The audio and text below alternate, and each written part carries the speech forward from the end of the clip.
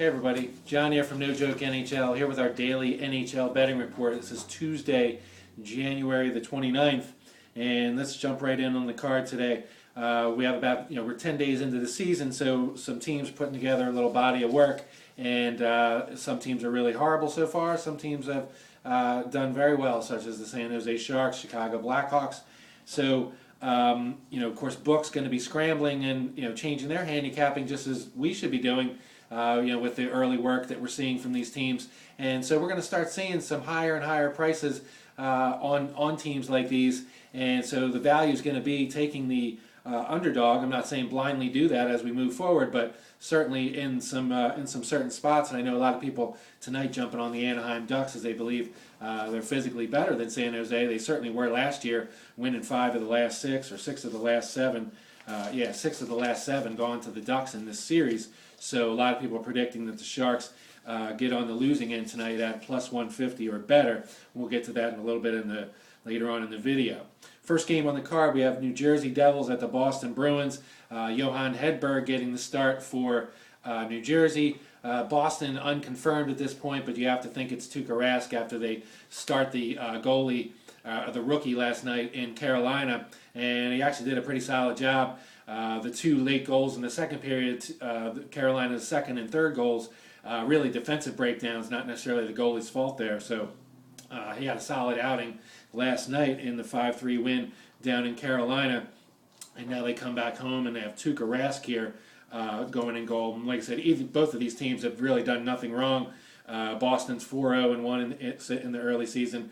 New Jersey 3-0-1. So I know some people that I respect are on New Jersey. Boston minus 155 favorite, come back on New Jersey about plus 135. Maybe can get closer to 140 with some shops, reduced juice. For me, I'm just going to sit on the sidelines of this one. Should be a really good matchup, pretty entertaining hockey coming up in Boston tonight. Philadelphia Flyers at the New York Rangers.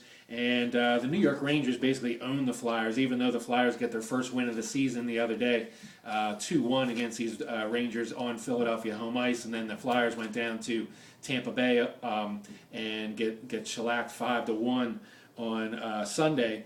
And so Flyers definitely have the injury bug going on. Danny Briere's out, Hartnell's out, so I mean they're just really scrambling to find some offensive punch going on here. And like I said, New York Rangers really own this series going back to the last 2 seasons. And, New York Rangers minus 160, come back on the Flyers at plus 140. To me, the Flyers are pretty much untouchable at this point, like I said, until they get this injury bug straightened out. That being said, I'm not necessarily jumping on the Rangers. I think this price is pretty square for what's going on, and at plus 180 on the puck line, Rangers generally aren't a great minus 1.5 team, so I'm just going to sit on the sidelines and watch this. It's confirmed Brizgalov versus Lundqvist there. Toronto at Buffalo. I really have no opinion on this game. Both these teams are both 2-3 straight up for the season. Buffalo's a minus 155 favorite. I know a lot of people are on Buffalo. For myself, like I said, these two teams just really no edge to be found by me in this matchup. So definitely just going to watch and file away the results for later. Coming up in Pittsburgh tonight, we have New York Islanders taking on the Pittsburgh Penguins. Penguins are prohibitive minus 220 favorite. Come back on the Islanders at plus 180.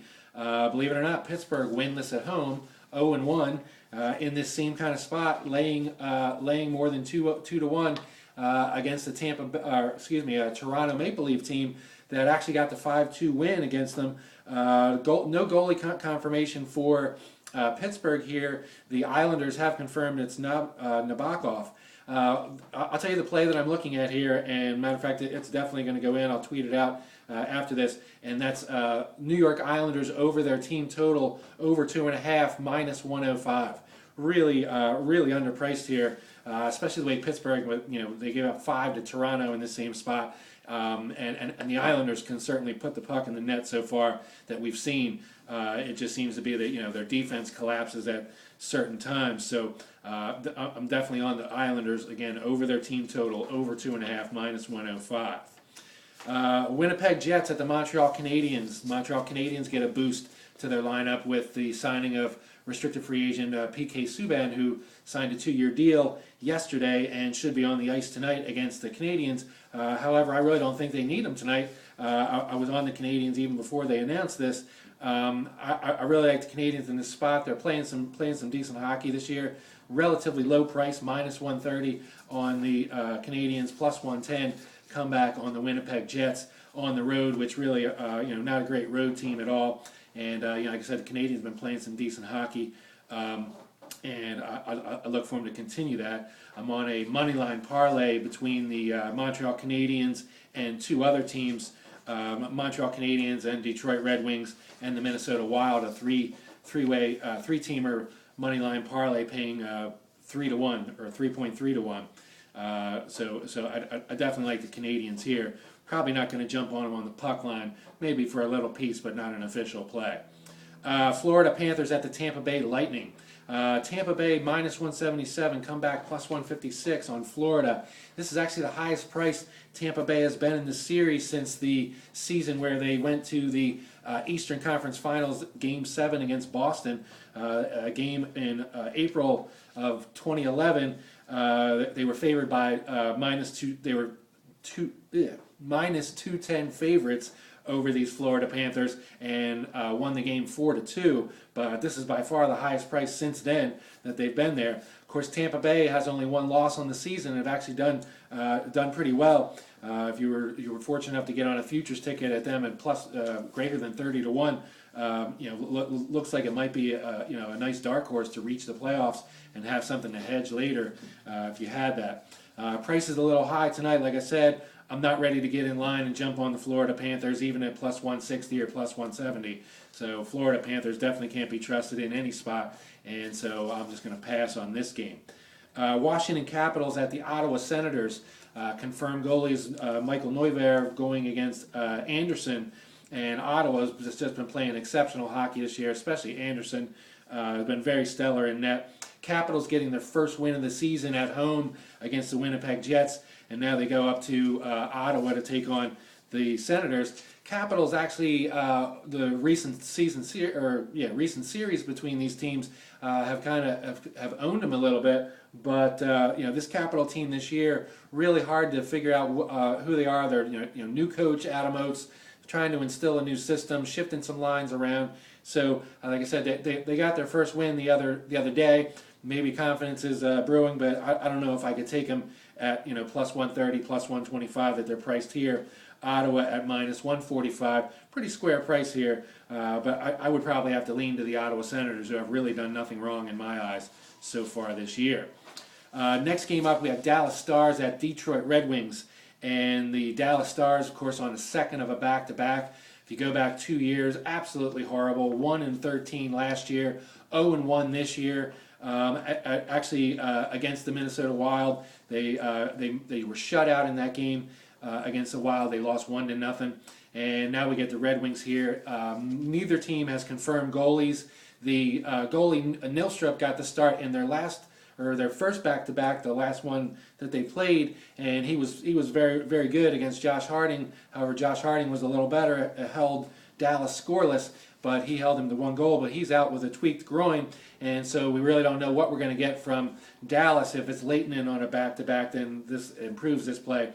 I tweeted this out last night. I'm on Detroit minus 1.5, plus 185. It's all the way down to plus 180 on 5 Dimes, who seems to be cheap. Maybe I should mention that I stopped saying that I bet at 5 Dimes. It seems like they're lowering lines all the time. And being late with putting their lines up or whatever, and I kid myself thinking that they do that because of these silly videos. But anyway, so I'm definitely on the Detroit Red Wings here. Tweeted out of the puck line, and they're part of my 3-team moneyline parlay. They're at minus 160. Comeback on Dallas at plus 140. Another good play or another angle play to fit with this would be Dallas under their team total of 2.5. That's juiced at minus 120. I think I'm going to stay off that and just ride my puck line play here on the Red Wings. Next game up, Columbus Blue Jackets at the Minnesota Wild, and the Blue Jackets again on a back-to-back, and they're not very good on back-to-backs either. Their last back-to-back, they lost 4-0 Colorado, and this game went under. Like I said, I'm on the Wild here on the money line. As part of the parlay, little underpriced for the puck line at plus 160. They're a heavy minus 185 favorite, plus 160 on the comeback for Columbus. Not sure who's going to be in goal. Bobrovsky was in last night. He may get another start, or they may go to Mason. But I wouldn't be totally surprised if Bobrovsky got a second start in a row, as he played pretty stellar over in KHL and has actually played fairly well for Columbus, including last night in a shutout third period to preserve a 2-1 victory for the Blue Jackets last night. For the final game on the card, like I said, we talked about this a little bit at the beginning. Anaheim Ducks at the San Jose Sharks. We got the Sharks at minus 170. Come back on the Ducks plus 150. And like I said, the books are definitely going to just keep trying to catch up with the Sharks here, and put the price up higher and higher as they keep winning and handling all comers. If they beat the Ducks, then by all means this Shark team would be very, very dangerous out here in the West. But it's going to be a tall task. Ducks have won 6 of the last 7 in this series and play a definitely more physical style. Maybe they can tight check Patrick Marleau and shut that guy down, something that not any team in the NHL has done so far. Off to an unbelievable start for him. And like I said, the Sharks really have done nothing wrong, handled all comers, and if they handle the Ducks tonight, like I said, look out. This team is really playing some unbelievable hockey. So that brings us to the end of the report. Like I said, a lot of the goaltenders not confirmed yet, so you definitely want to check at some of the goalie sites, either Goalie Post or Daily Faceoff. A lot of those are good sources for starting goaltenders. Although people tend to flip out about goaltenders, the backups in and all this thing is going to be an over. You have to understand that hockey is a team sport. Obviously so is baseball, and pitching plays an important part. And I'm not going to discount goaltending as an important part here. But you have to understand that the team mentality, just because the backup's in there, the team itself is not going to just not try as hard or play any worse. Matter of fact, oftentimes they play a little better. They play tighter defense in front of the backup because they know it's the backup. So I see people tweeting out angles like, oh, they're going with the backup, I'm going with the over.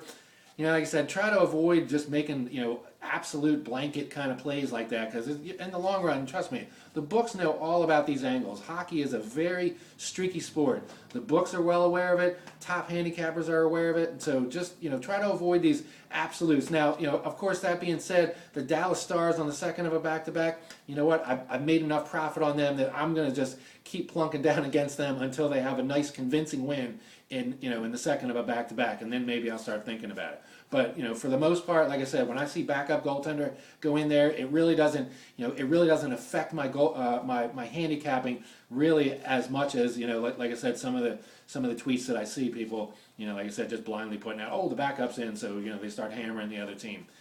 Doesn't always work that way. So anyway, hopefully be back tomorrow with another report, and hopefully we hit our plays today. So far this season, we're at 15-20. 5 games under 500, but yet we're still holding 12 units of the house money. That's the no joke NHL style. If you followed me last year, you certainly understand what's going on. If you're a new follower, it seems like how can anybody with a 5 game under 500 record have that many plus units? Stay on board, and hopefully we can teach you something. All right, you guys. I'll be back tomorrow. Let's keep making some money.